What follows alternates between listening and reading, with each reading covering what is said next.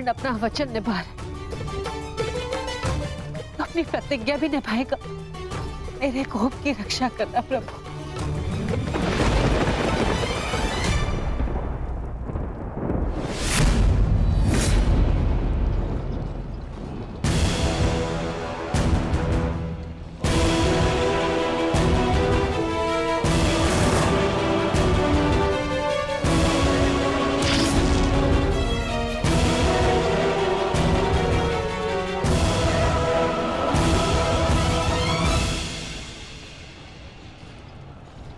साधु साधु महारथी अर्जुन, आज तुम्हारे तीखे बाण का आभास हो गया, परंतु तुम्हारे बाण संधान में बल नहीं था।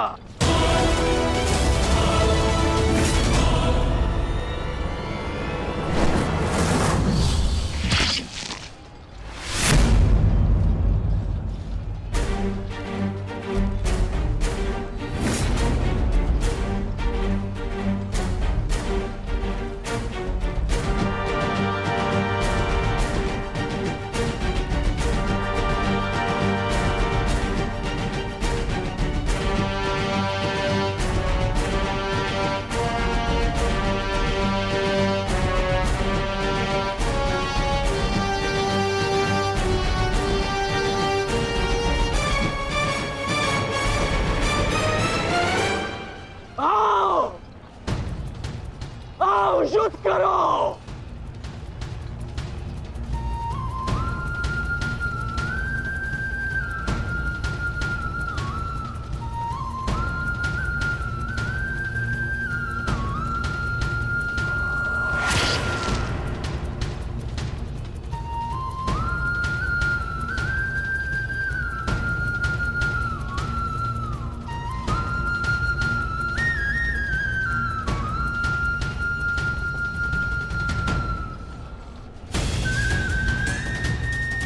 ये कैसा आभास है? पार्थ, ये संयोजन का आभास है जिसका साक्षी ये बाण बना है। आओ युद्ध करो।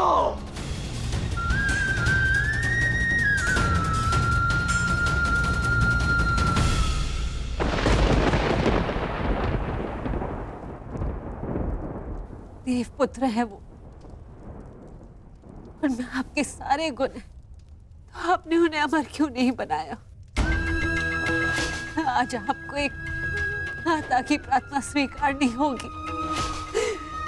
कर्ण अर्जुन में से वीर गति कोई भी प्राप्त होगा, कोक मेरी ही सुननी पड़ेगी। एक मां को ही पीड़ा होगी।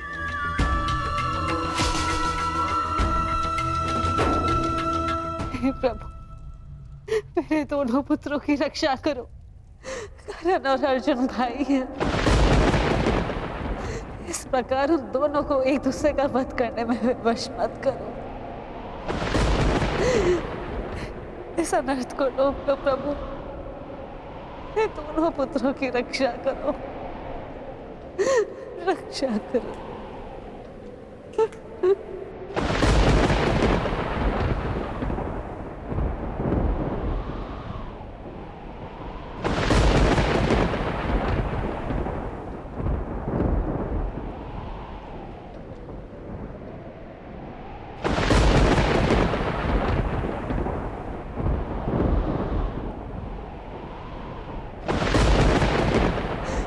और अर्जुन भाई, अर्जुन भाई, अर्जुन भाई, इस प्रकार दोनों को एक दूसरे का वश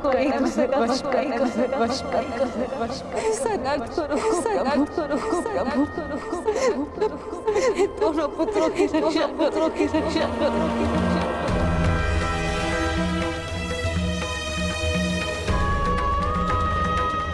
अर्जुन और कर्ण,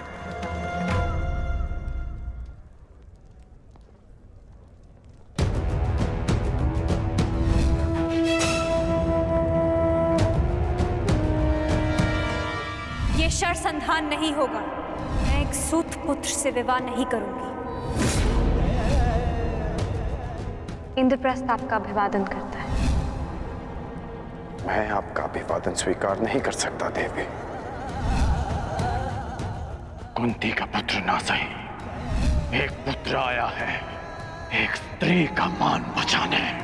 जब भी कोई शिशुपाल किसी स्त्री का मान भंग करेगा, ये कर्ण उसके मार्ग में बाधा बनेगा। दासी हो या शत्रु, एक स्त्री का मान भंग नहीं किया जा सकता, और वो एक कुलवधू है। कुलवधू है।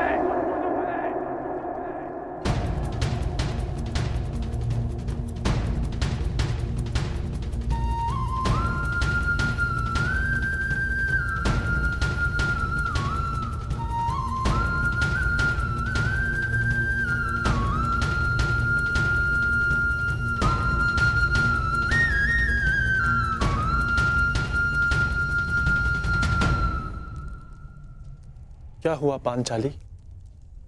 किस सोच में हो? आप पूछ रहे थे ना आर्य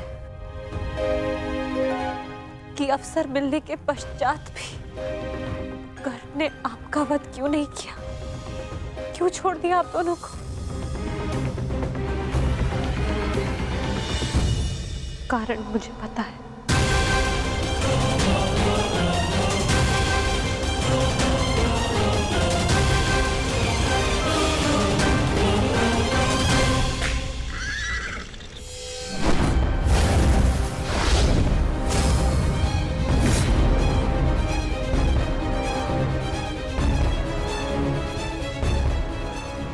अद्भुत द्रोण शिष्य, आज जीवन में पहली बार किसी धनुर्धर को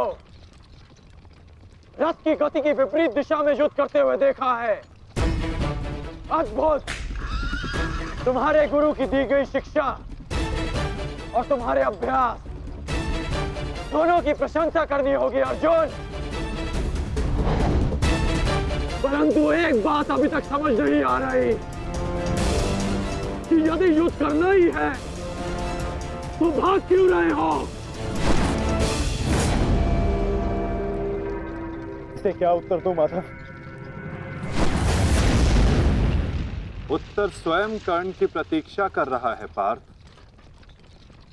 बस कुछ क्षण शेष है।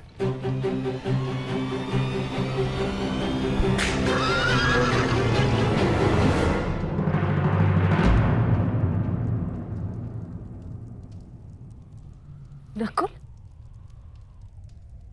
अब तक तुम्हारे घावों का उपचार नहीं हुआ, कहाँ जा रहे हो?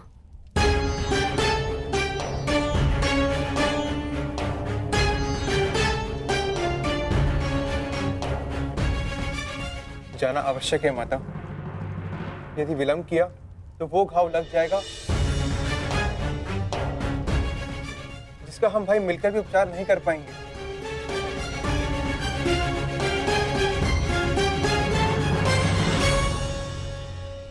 क्यों माता, क्यों हमसे ये भेद छिपाया?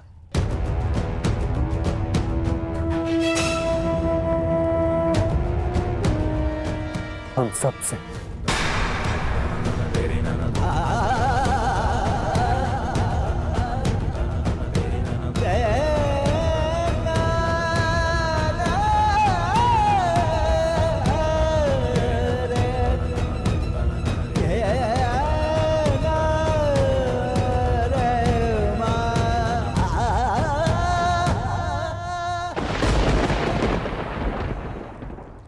मैं समझ नहीं पा रहा हूं कि अर्जुन भाग क्यों रहा है।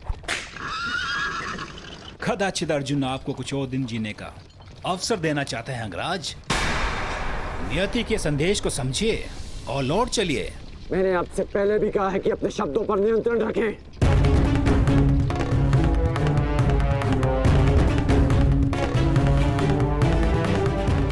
शब्द बाण, मुझे शब्द बाण का उपयोग करना होगा। अर्जुन, मुझे विश्वास नहीं होता कि तुम अभिमन्यु जैसे योद्धा के पिता हो। जो अभिमन्यु 6 योद्धाओं के समक्ष खड़ा रहा, पीछे हटने का अवसर मिला फिर भी पीछे नहीं हटा। और उसके पिता तो युद्ध का अवसर पाकर भी भाग रहे हैं।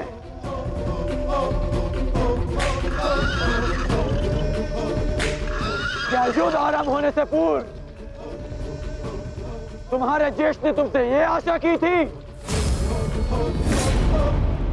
मुझे ये आशा नहीं थी माते, कभी नहीं थी कि एक सत्य छिपा लेने के कारण आज मेरे दोनों भाई एक दूसरे के रथ के प्यासे होकर खड़े हैं।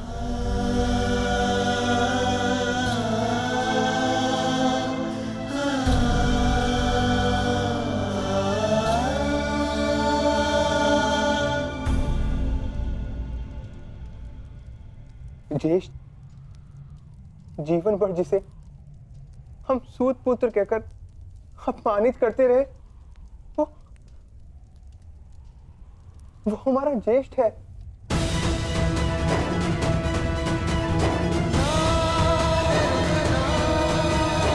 हाँ, शीघ्र ही भीम को यहाँ आने का संदेश तो नकुल।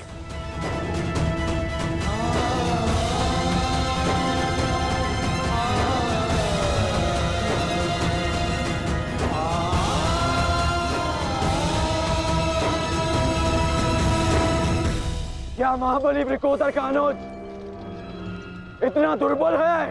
बोलो अर्जुन। सावधान! तुम्हें युद्ध चाहिए ना, वो तुम्हें मिल रहा है।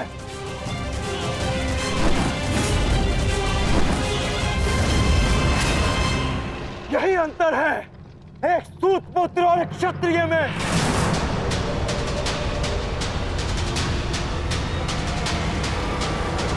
एक क्षत्रिय अपनी भुजाओं का प्रयोग करता है और एक सूत पुत्र अपनी जीवा का।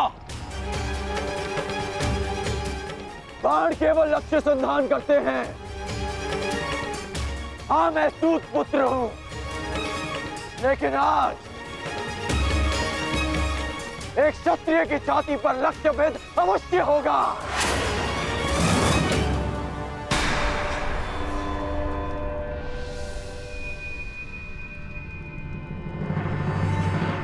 हे ईश्वर, ये क्या अनर्थ हो गया?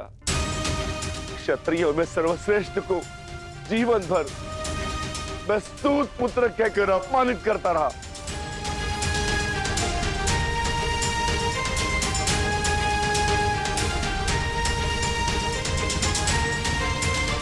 ऐसा क्यों किया माता?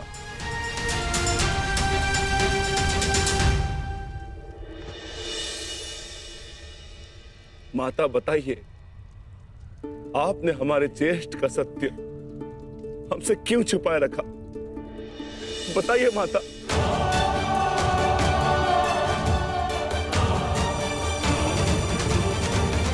क्या हुआ, क्यों हुआ, इस सब में समय व्यर्थ मत कीजिए आर्य। अपने अनुज और अपने ज्येष्ठ का युद्ध रोकिए आर्य। स्मरण कीजिए कि केवल कर्ण था जिसने मेरे वस्त्र हरण का विरोध किया, मुझे उस शिशुपाल की कुदृष्टि से बचाया। इस आरोप प्रत्यारोप में कहीं अब सब 6 से 5 न रह जाए।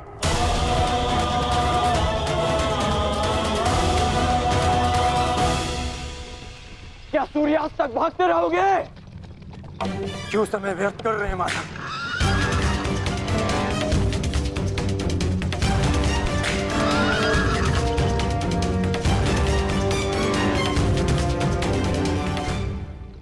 संध्या होने का अंगराज, हम कब तक यूं इनके पीछे भागते रहेंगे? मुझे अपनी भूल का स्मरण हो गया है। मैं अनुचित पात्र से प्रश्न कर रहा हूं। माधव, मैं आपसे प्रश्न करता हूं। बताइए कि ये लीला क्या है? शीघ्र करो मद्रराज, मुझे अर्जुन के सारथी से उत्तर लेना है। शीघ्र करो।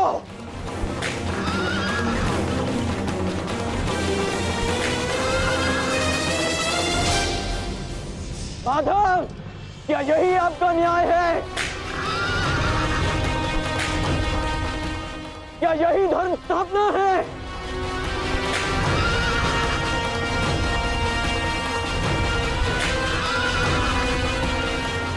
क्या अर्जुन का नाम आप इसी भांति इतिहास में अमर कर देना चाहते हैं?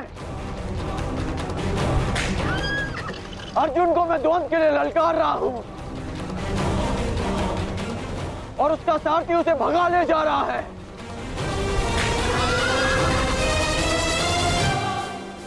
क्या यही आपका कर्तव्य है? बोलिए माधव।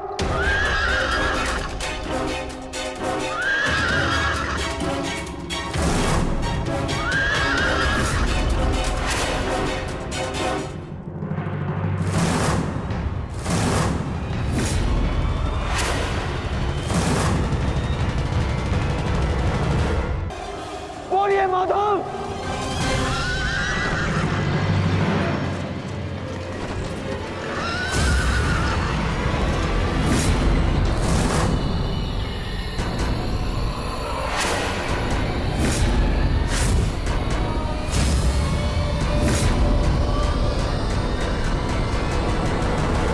मेरे प्रश्नों का उत्तर दीजिए माधव। चयन पर सबका अधिकार है अंगराज। तुमने प्रश्न करने के अधिकार का चयन किया और मैंने उत्तर ना देने का। कर्तव्य, कर्म और धर्म स्थापना में हर कोई अपना अपना पात्र निभा रहे हैं कर्ण। तुमने अपना कर्तव्य चयन किया और मैंने अपना। क्या इस युद्ध के मध्य में मैंने तुमसे कभी पूछा कि न्याय क्या है?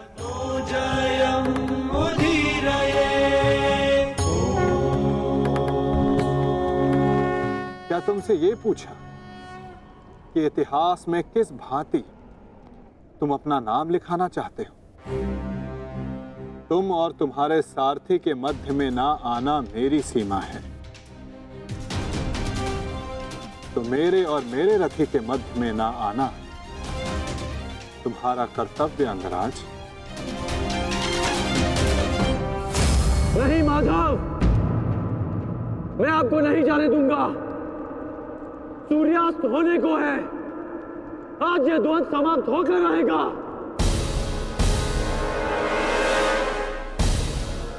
तो ठीक है अंगराज, तुम अपना महारथी होने का कर्तव्य पूर्ण करो और मैं सारथी होने का कर्तव्य निभाऊंगा।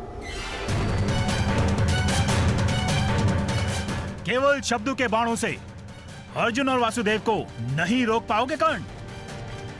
उसके लिए तो महा दिव्यास्त्र चाहिए।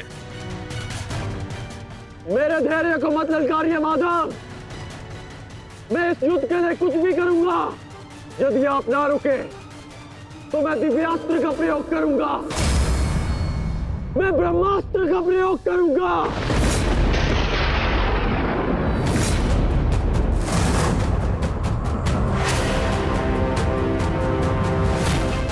पराजय ने तो तुम्हारी बुद्धि तक हर ली अंगराज। ब्रह्मास्त्र का ज्ञान अर्जुन भी जानता है। यदि दो ब्रह्मास्त्र एक साथ टकराए तो इस युद्ध का ही नहीं, संपूर्ण सृष्टि का सर्वनाश हो जाएगा। मेरा कर्तव्य युद्ध समाप्त करना है मद्राज। सृष्टि की चिंता नारायण जाने। तुम्हें जो करना उचित लगे तुम कर सकते हो कर्ण, किंतु मेरे रुकने का समय अभी नहीं आया है।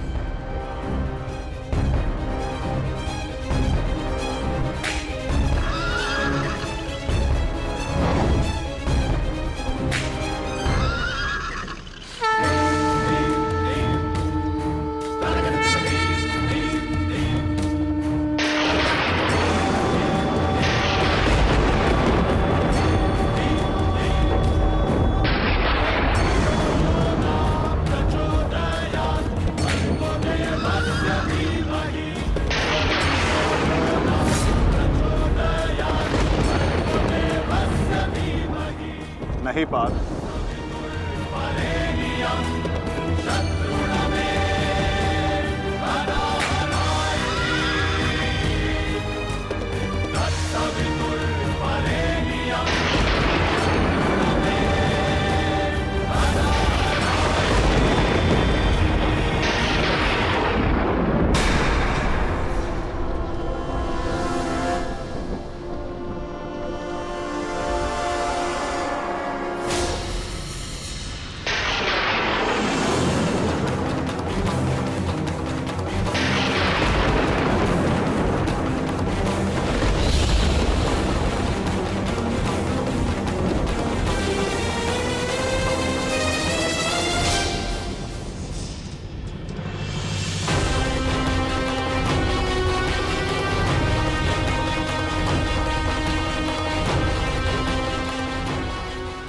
जमदग्निपुत्र परशुराम तुम्हें श्राप देता हूं कि मेरे द्वारा दिए गए दिव्यास्त्रों का तुम उपयोग नहीं कर पाओगे। जिस समय तुम्हें इन दिव्यास्त्रों की सबसे अधिक आवश्यकता होगी, उस समय तुम इसके अनुसंधान की विधि भूल जाओगे।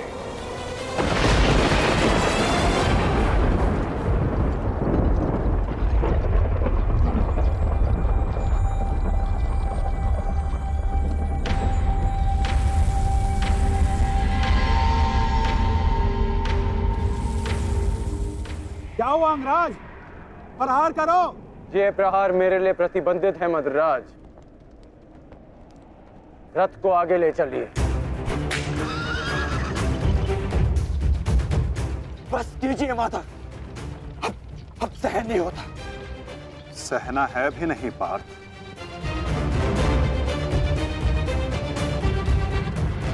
अब समय आ गया है।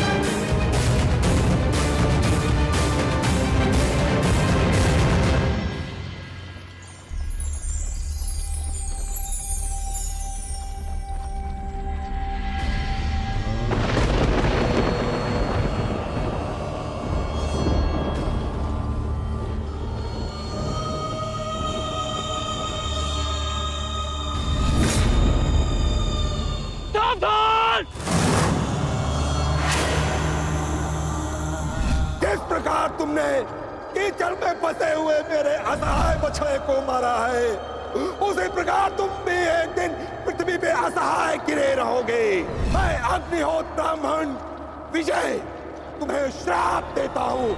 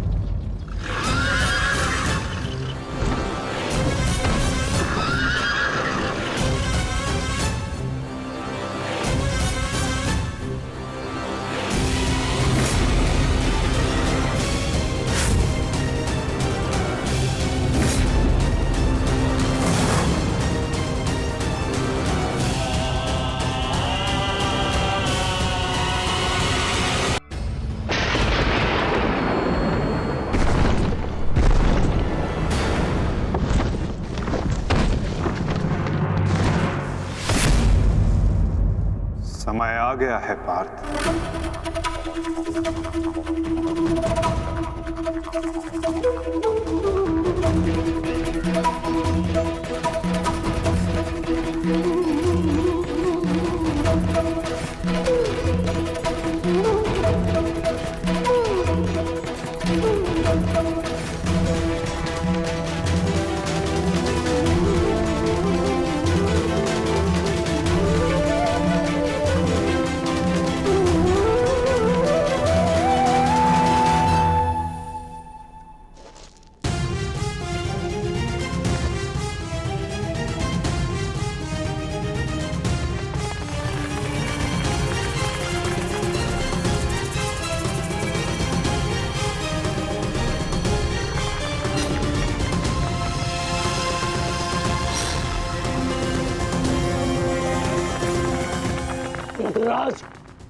चक्र निकालने में मेरी सहायता कीजिए।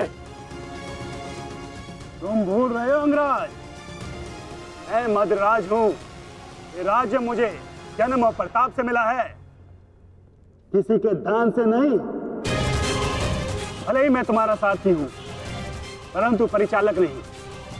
तुम सूत पुत्र हो, तुम स्वयं अपने रथ का चक्र निकालो।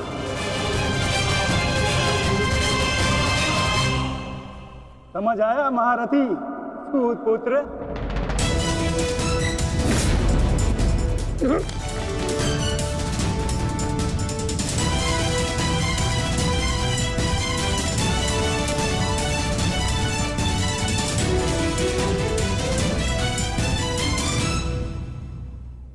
अंगराज को युद्ध का आवाहन दो पार्थ।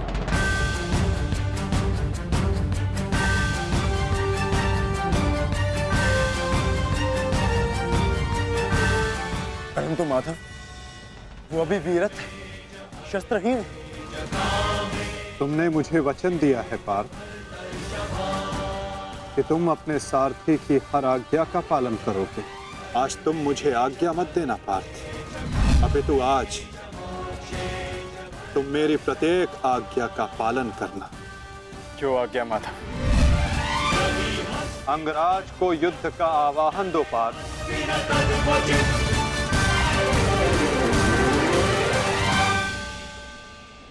अंगराज, मैं तुम्हें युद्ध के लिए आवाहन करता हूं।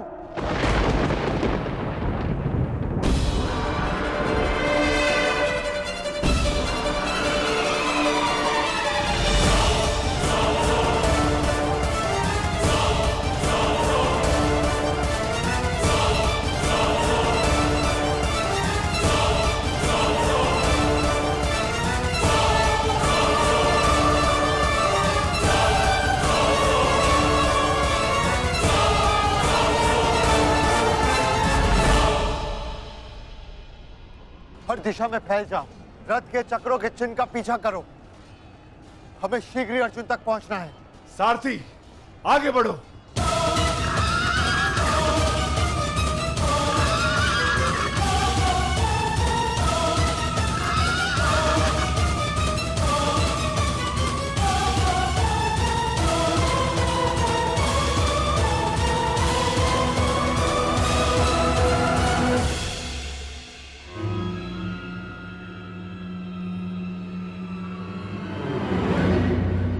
ये कैसी नीति है माधव? इस समय अर्जुन रथ पर है और मैं रथ विहीन। ये नीति नहीं है। नीति तो ये भी नहीं अंगराज कि एक भागते हुए योद्धा पर प्रहार किया जाए, उसे युद्ध के लिए ललकारा जाए,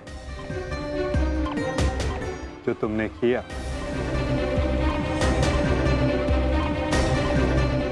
आप कह रहे हैं तो उचित ही होगा माधव, परंतु युद्ध से पूर्व मुझे अपने रथ का चक्र निकालने दीजिए।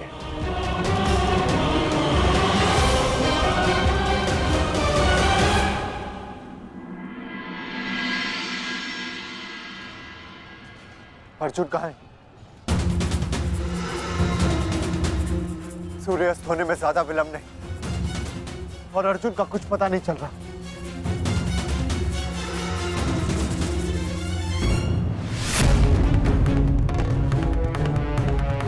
माधव रथ को उस ओर ले गए थे, हमें उस तरफ चलना चाहिए।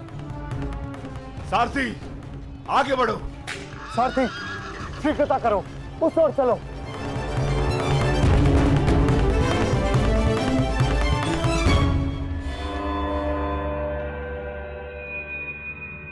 नहीं अंगराज,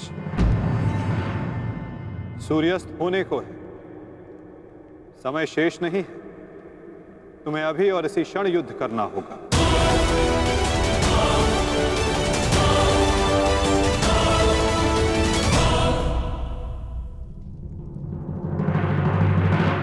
आपने हमारे ज्येष्ठ का सत्य हमसे क्यों छुपाए रखा?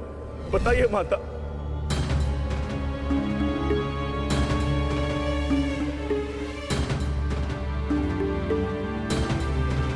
चिंतित ना हो माताश्री, आपके पुत्र सुरक्षित हैं।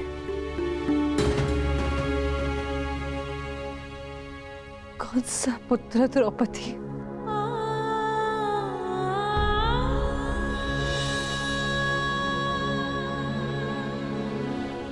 तुम भी एक माता हो यज्ञसेनी।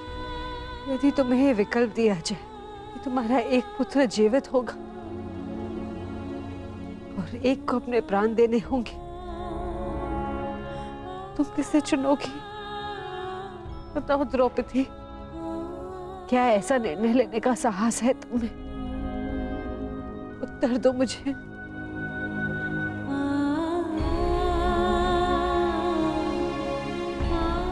अपनी किशोरावस्था में की गई भूल के कारण मुझे अपना समस्त जीवन इस रहस्य के साथ व्यतीत करना पड़ा। मैं अपनी इस भूल का पश्चाताप अपने पूरे जीवन में नहीं कर पाऊंगी।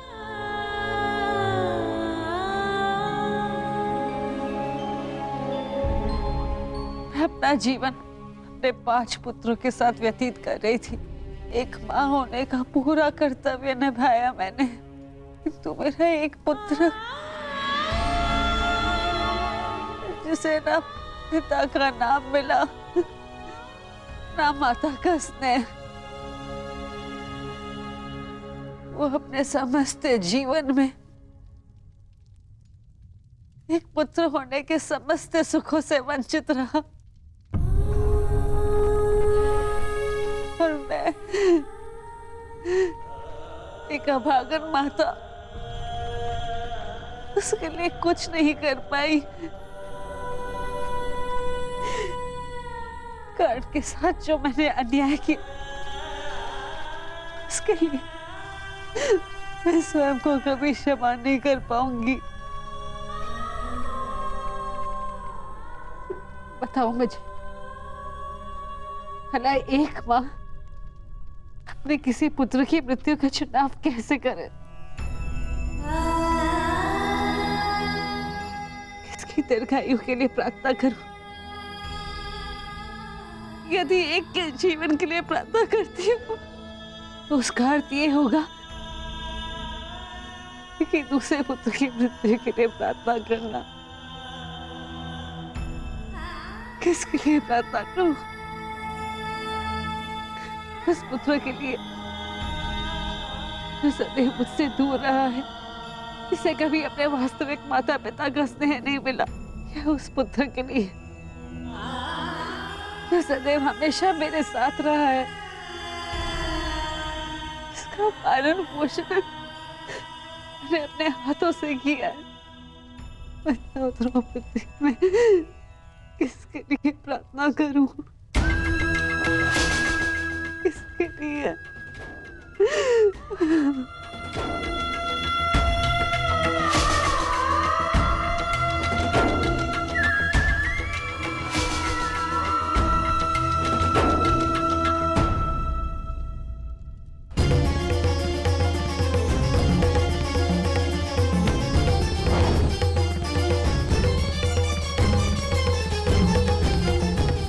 मित्र दुर्योधन, उधर देखो।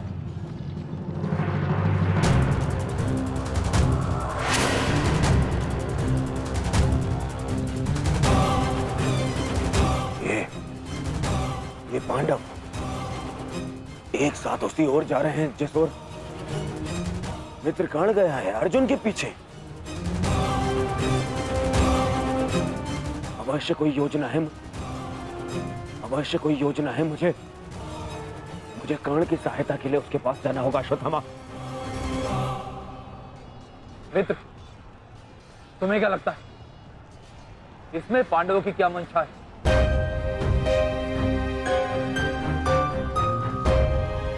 पता नहीं मित्र, परंतु मेरा हृदय कह रहा है कि कर्ण किसी संकट में है। मुझे जाना होगा। सारथी, चलो। आज जो हो रहा है वो तुम्हें अनीति लग रही है कर्ण? स्मरण करो जो तुम सबने मेरे पुत्र अभिमन्यु के साथ किया, क्या वो नीति थी? क्या वो धर्म था? उस निहत्थे पर तुम सबने निर्दयता से प्रहार किए। उसकी मृत्यु को कठिन बनाकर तुम सबने मनोरंजन किया। वीरथ और शस्त्रहीन अभिमन्यु भी था कर्ण। क्या तुम सबने उसके साथ न्याय किया? यदि वो अनीति नहीं थी तो भला ये अनीति कैसे हो सकती है कर्ण? परंतु मैं अभिमन्यु का पिता हूं। मैं तुम्हें एक घड़ी का समय देता हूं कर्ण। सज्ज हो जाओ।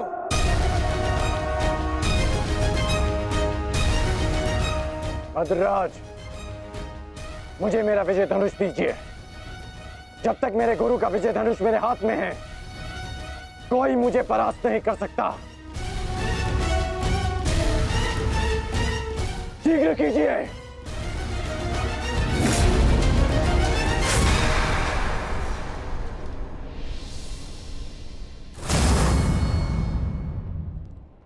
सोच क्या रहे हैं मद्रराज?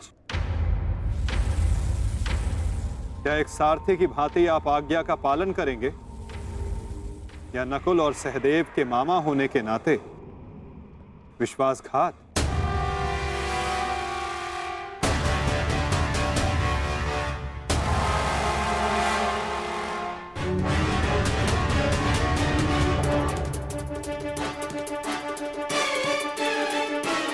नहीं अंगराज, मैं तुम्हारी आज्ञा का पालन नहीं करूंगा। ये तो तुम्हारी करनी है अंगराज। एक महारथी को तुमने अपना सारथी बनाया, उसका अपमान किया, इसका दंड तो अवश्य मिलेगा।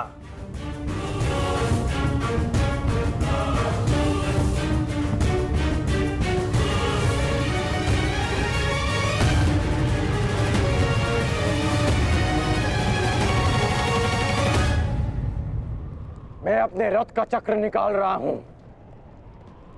यदि पीठ पे वार करना चाहते हो तो करो अर्जुन।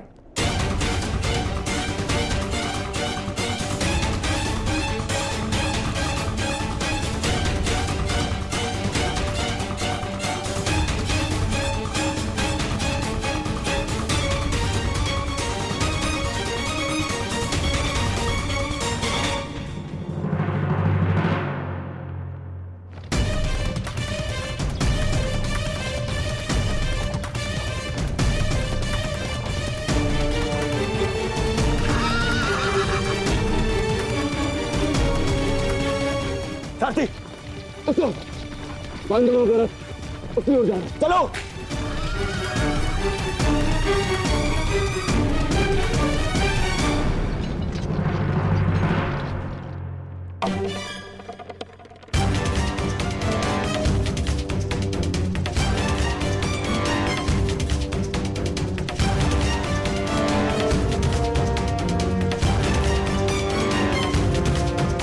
समय समाप्त हो रहा है पार्थ। सूर्यास्त होने वाला है। कर्ण को अंतिम चेतावनी दो पार्थ।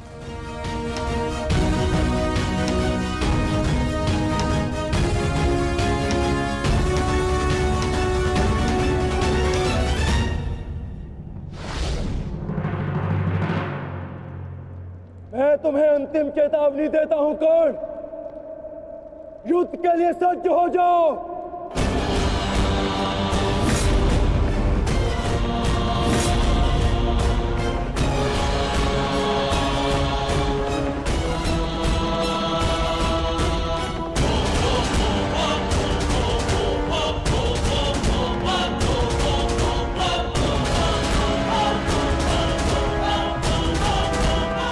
भद्रराज, मुझे मेरा विजय धनुष दीजिए। चेतावनी का समय समाप्त हुआ पार्थ। बाण संधान करो।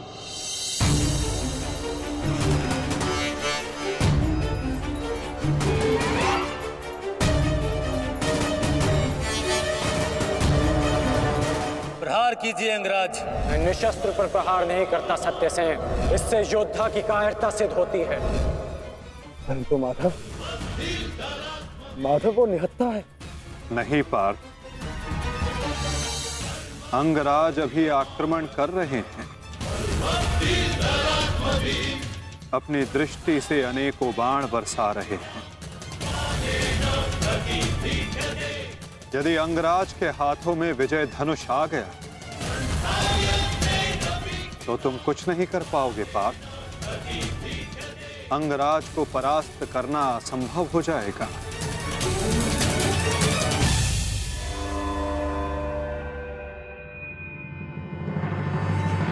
प्रहार करो पार्थ,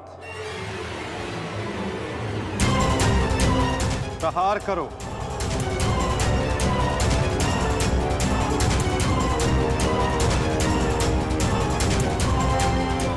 अपने मार्गदर्शक की आज्ञा का पालन करो पार्थ। अभिमन्यु की पीड़ा को स्मरण करो।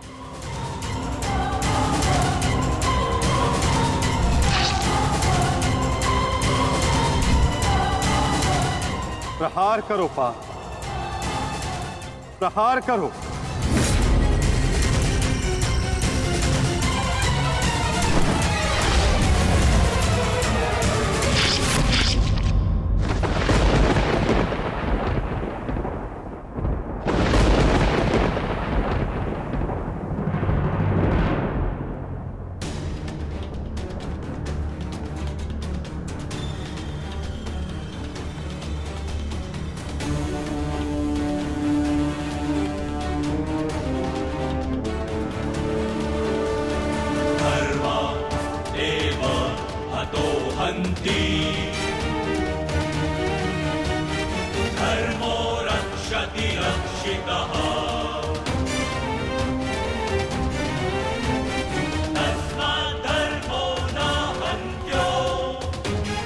ये क्या है माधव?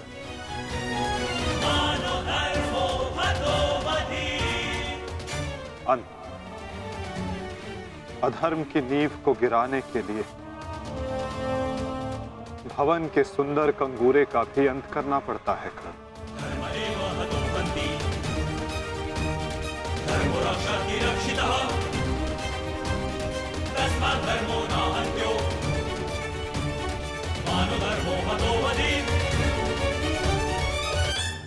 प्रहार करो पार्थ।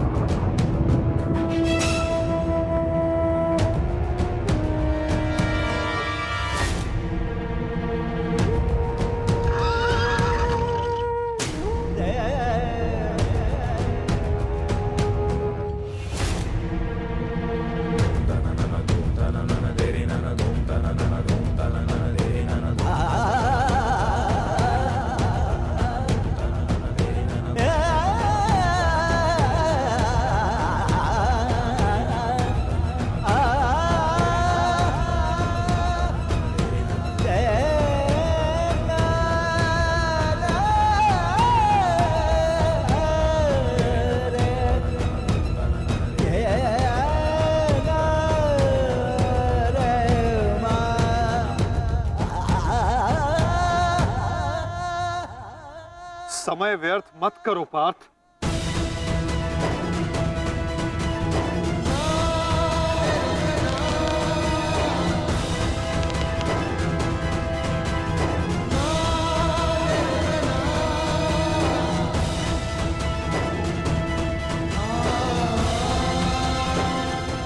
प्रहार करो।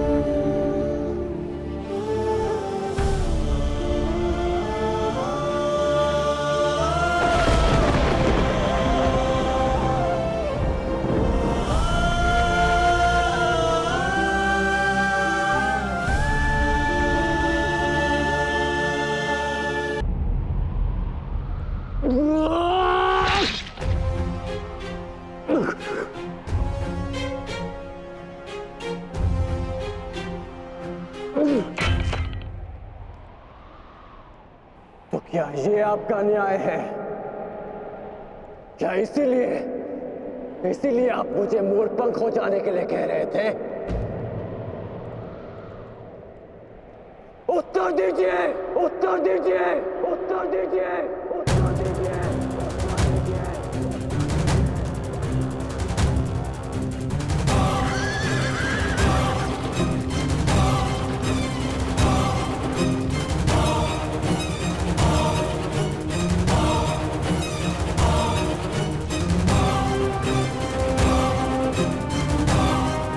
उत्तर दीजिए माधव।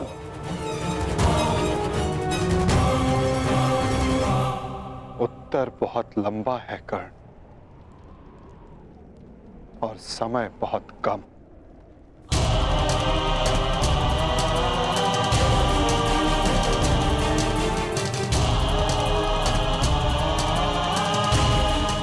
परंतु अपने मित्र के प्रश्नों का उत्तर मैं अवश्य दूंगा।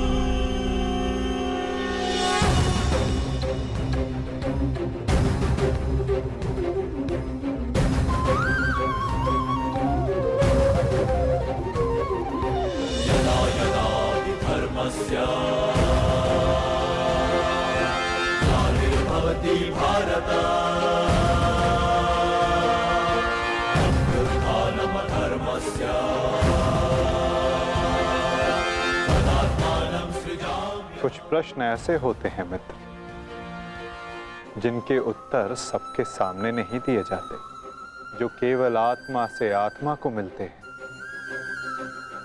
अब समय थम गया है, पूछो, क्या प्रश्न है तुम्हारे मन में?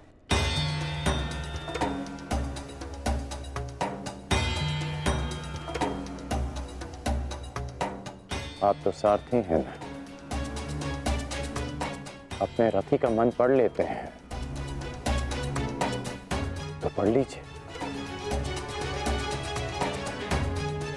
मैं पहले भी कह चुका हूं मित्र, मुझे तुम्हारे मुख से सुनना अच्छा लगता है।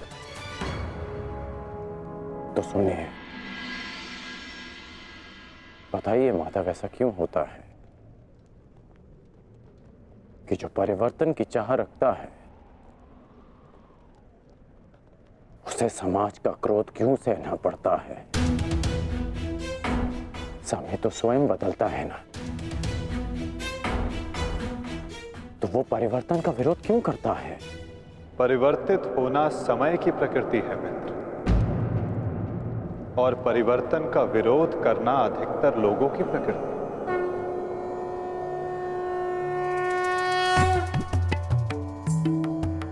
परिवर्तन के कारण मनुष्य को अस्थिर होना पड़ता है, और यही अस्थिरता मनुष्य को पीड़ा देती है मित्र। इसी कारण समाज परिवर्तन के विरुद्ध खड़ा होता है, परिवर्तन करने वालों को पीड़ा देता है, ताकि वो परिवर्तन के मार्ग से हट जाए। तो क्या इस विरोध के फलस्वरूप समाज को अधिकार है कि वो एक अबोध की हत्या करे? क्या दोष था मेरे भाई शून का? यही कि उसने वेद पाठ किया, उसके लिए उसके मुख में पिघला स्वर्ण भर दिया गया।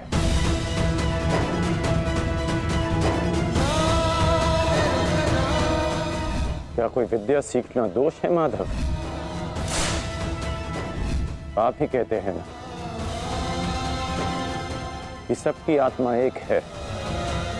यदि ऐसा है माधव, तो शरीर को जाति के बंधनों में क्यों बांधा जाता है? क्यों गुरु द्रोण ने मुझे जाति के नाम पर शिक्षा नहीं दी? मैं केवल और केवल राजकुमारों को ही शिक्षा देता हूँ। विश्व के इतने घातक अस्त्र होने के पश्चात भी रंगभूमि में क्यों मुझे प्रदर्शन करने से रोका गया? तुम्हें द्वंद्व की अनुमति कदापि नहीं मिल सकती। अर्जुन कुरुवंशी है, अर्जुन क्षत्रिय है, अर्जुन राजकुमार है, और तुम केवल एक सूत पुत्र हो। सूत पुत्र। क्यों हर बार मेरे कौशल को सूत पुत्र कहकर दबा दिया जाता है?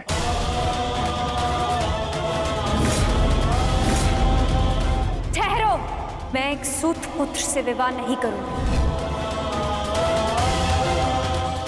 बताइए माधव, क्यों होता है मेरे साथ ऐसा?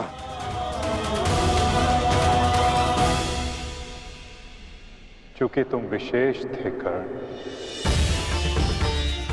क्योंकि भाग्य ने तुम्हें परिवर्तन के युद्ध का योद्धा चुना। और जो विशेष होते हैं उनकी परीक्षाएं भी विशेष होती हैं। जो अग्नि बुझाने का प्रयत्न करते हैं उनके हाथ भी जलते हैं मित्र। तपाया स्वर्ण को जाता है ताकि वो कुंदन बन सके, ना कि ताम्र या लौह को।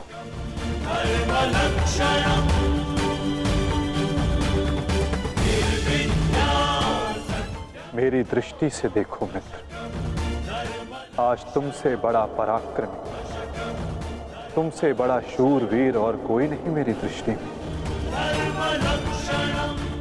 अर्जुन भी नहीं मित्र। वो एक दिन सूर्य बनकर समस्त संसार को अलौकित करेगी, संसार को आशा देगी। परंतु मेरे जीवन में आशा की किरण आप थे माधव। आप मेरी प्रेरणा थे। फिर क्यों अन्याय किया आपने मेरे साथ? आप तो जानते थे ना कि मैं सूत पुत्र नहीं हूं। फिर क्यों सदा मेरे और अर्जुन के द्वंद्व को रोका आपने? आज भी युद्ध भूमि से दूर मुझे आप यहां ले आए। क्यों धर्म के रथ पर बैठकर आपने अधर्म का बाण चलाया? क्यों माधव?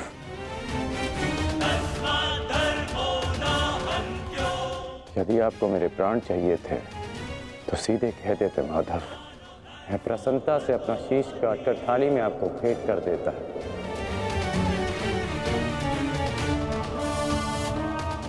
क्यों ये छल किया आपने? जब मैं रथ विहीन था तो क्यों मुझ पर प्रहार करवाया? क्या ये धर्म स्थापना है? क्या ये आपके अवतार का उद्देश्य है? बोलिए माधव।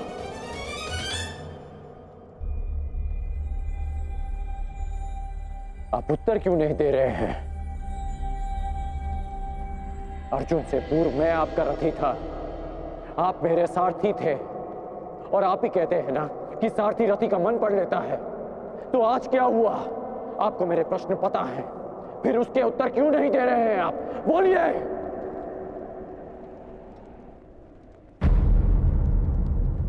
सारथी और रथी भिन्न कहाँ होते हैं राधे? वो दोनों तो एक अंग होते हैं। जब एक सारथी अपने रथी के मन में उठने वाले प्रश्नों को समझ जाता है तो क्या रथी को अपने प्रश्नों का उत्तर अभी तक नहीं मिला? मैं परशुराम तुम्हें श्राप देता हूं। जिस समय तुम्हें इन दिव्यास्त्रों की सबसे अधिक आवश्यकता होगी, उस समय तुम इसके अनुसंधान की विधि भूल जाओगे। ब्रह्मास्त्र का आवाहन भूलने पर भी तुम्हें भान नहीं हुआ मित्र कि ये सब क्या है और क्यों हुआ?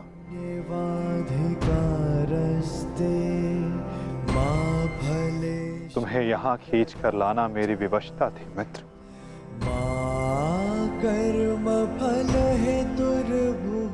ताकि परिवर्तन के इस शरीर पर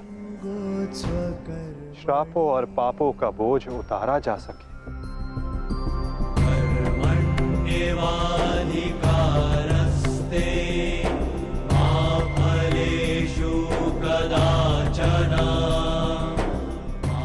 तुम्हारे रथ का चक्का पहली बार नहीं फंसा है कर्ण। स्मरण है पहली बार तुम्हारे रथ का चक्का कहां फंसा था?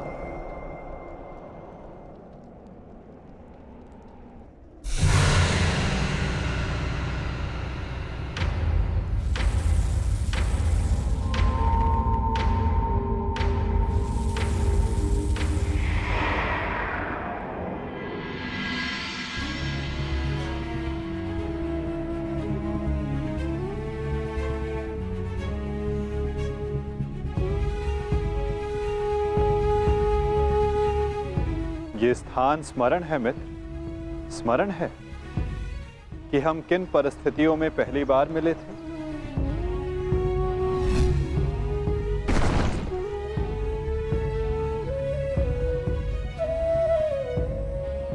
वर्तमान के कर्म भविष्य में फलदायी होते हैं अंगराज। कोई ऐसा कार्य मत करना कि भविष्य पीड़ादायी हो। कर्म मनुष्य के मार्ग चुनने से निश्चित होता है अंगराज। प्रश्न ये करना चाहिए कि मार्ग कौन सा चुना जाए, क्योंकि लक्ष्य उत्तम होने पर भी यदि मार्ग अनुचित हो तो लक्ष्य प्राप्ति असंभव है।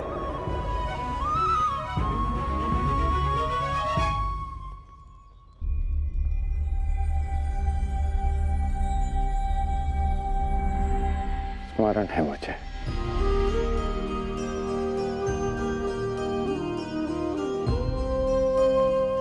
मैं प्रारब्ध बदलना चाहता था मित्र, किंतु दुर्भाग्य समय प्रबल है। तुम्हारे वचनों के कारण, श्रापों के कारण और पापों के कारण इस वर्तमान स्थिति में आना ही पड़ा कर्ण। वचन और श्राप, इन दोनों का बोझ मैं समझता हूं, परंतु पाप, मैंने कौन सा पाप किया माधव? परिवर्तन की चाह रखना, क्या ये पाप है? अपने गुरु के विश्राम को भंग न करना, क्या ये पाप है? अपने मित्र की सहायता करना, जिसने सदैव मुझे सहारा दिया, क्या ये पाप है?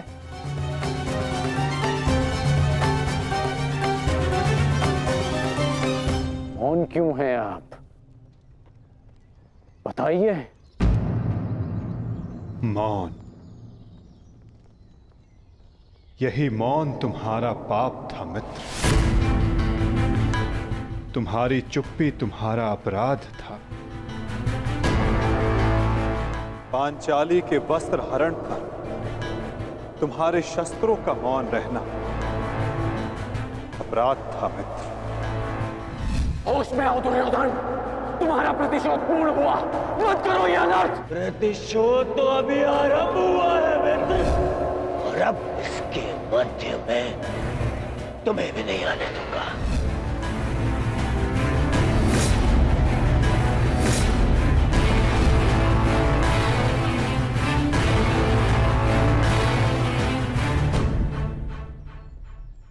मनुष्यों से भूल होती है, स्वाभाविक है, पांडवों से भी हुई, किंतु वो मौन नहीं रहे। पांडुपुत्र भीम, यह प्रतिज्ञा लेता हूं, पर यही जंगल तोड़कर तुम्हारा प्राण ले लूंगा दुर्योधन। आज्ञा दीजिए भ्राताश्री, हम इनका सर्वनाश कर देंगे। हाँ ज्येष्ठ, क्या तो हमारे प्राण ले लीजिए, जब हमें इनके प्राण लेने की आज्ञा दीजिए। अधर्म के विरुद्ध उन्होंने स्वर उठाया और इसी कारण मुझे उनके पक्ष में जाना पड़ा मित्र, और तुम मौन रहे, इसलिए मैं तुम्हारा साथ नहीं दे सका मित्र। संसार को दुष्ट आत्माओं के उपद्रव ने जितनी हानि नहीं पहुंचाई, उससे कहीं अधिक हानि महात्माओं के मौन ने पहुंचाई है मित्र।